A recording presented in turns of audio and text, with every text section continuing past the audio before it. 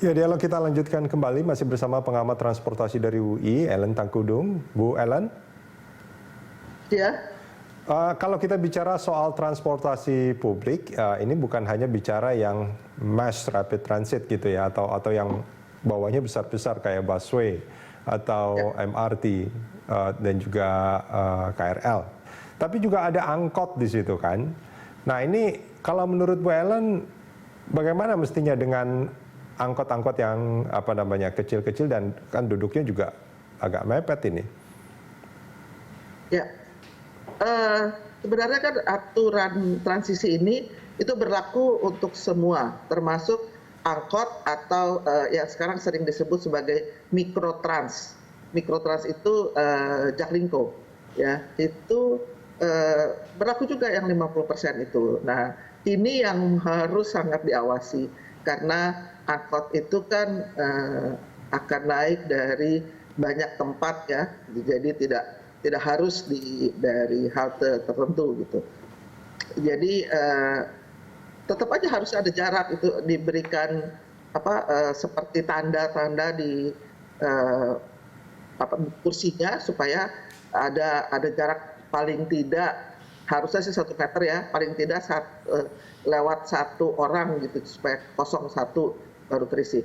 Memang aturannya seperti itu, bahwa untuk masa transisi ini demi kesehatan harus ada jaga jarak dan pasti jaga jarak itu berlaku juga untuk angkot, trans, atau Jaklingko yang sekarang ini banyak yang sudah terintegrasi dengan Transjakarta, MRT maupun LRT. Jadi memang berlaku juga dan kalau bisa sih memang pada mereka itu kacanya bisa terbuka ya, sehingga tidak udaranya bisa tidak terperangkap di dalam angkot itu. Ini kalau kita bicara soal mikrotrans atau angkot ini, memang banyak yang sudah bergabung dengan Jaklingko, tapi apakah semuanya sudah bergabung? Belum, ya. Artinya, belum semua bergabung. Artinya ya, kan masih banyak pengemudi angkot itu yang tidak bergantung pada gaji bulanan dari Pemprov kan? Ya. Dan pendapatan itu memang masih banyak yang masih sistem setoran gitu ya. Jadi bukan dibayar rupiah kilometer ya seperti Jaklingko. Dan itu persoalannya memang. Tapi disitulah pemerintah DKI itu harus turun tangan ya, bahwa dengan berkurangnya kapasitas atau load factor itu hanya 50%, maka pasti penghasilan mereka juga akan berkurang 50%. Nah, di situ yang harus ada seperti subsidi dari pemerintah, terserah bentuk subsidinya apa, subsidi tunai atau non tunai, tapi demi berjalannya masa transisi ini dengan baik dan supaya mereka tetap taat untuk tidak membuat angkot itu menjadi penuh. Nah, itu harusnya Pemda DKI juga turun tangan dan mengecek itu satu persatu gitu, supaya dia tahu didata lah gitu ya. Mestinya sih saat ini mereka yang tergabung dalam KWK misalnya ya, ada koperasi-koperasinya, mereka itu bisa terdata dengan baik supaya bisa dilakukan pengawasan dengan cukup ketat oleh Pemda. Nah itu dia bentuk konkret pengawasan atau evaluasi atau pengecekannya itu seperti apa nanti Bu Ellen? Karena kita tahu angkot itu kan dalam tanda kutip ya sebetulnya walaupun ada halte tapi biasanya juga mengambil penumpang dimanapun gitu. Dan di sisi lain juga ada desakan atau tekanan bahwa dia harus mengumpulkan pendapatan sebanyak mungkin untuk setoran dan juga untuk dirinya sendiri. Nah ini tapi di sisi lain ya itu ada di masa pandemi COVID-19 risikonya menjadi sangat tinggi.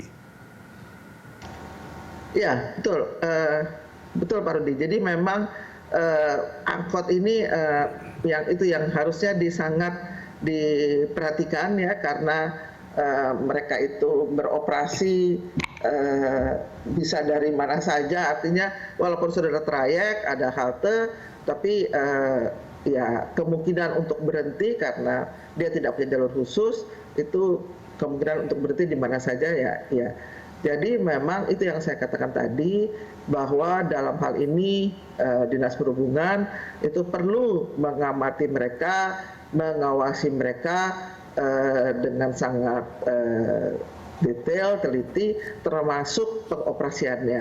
Jadi pengoperasiannya itu kalau dikatakan bahwa dia bisa berhenti di mana saja, nah mungkin ada titik-titik tertentu untuk rute-rute tertentu bisa dijaga supaya tidak terjadi load factor yang sampai 100%. Ya itu pengawasan langsung di lapangan, itu memang mau tidak mau harus dilakukan seperti itu. Oke.